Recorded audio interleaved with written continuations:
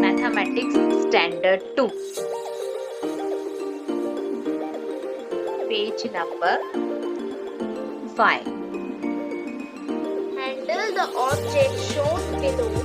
Observe and write how many edges and corners each object has. Which shape is this? Cuboid. How many edges cuboid has? 12. So we will write here 12. How many corners cuboid has? 1, 2, 3, 4, 5, 6, 7, 8. We'll write here 8. Which shape is this? Cone. How many edges cone has? 1. And how many corners cone has?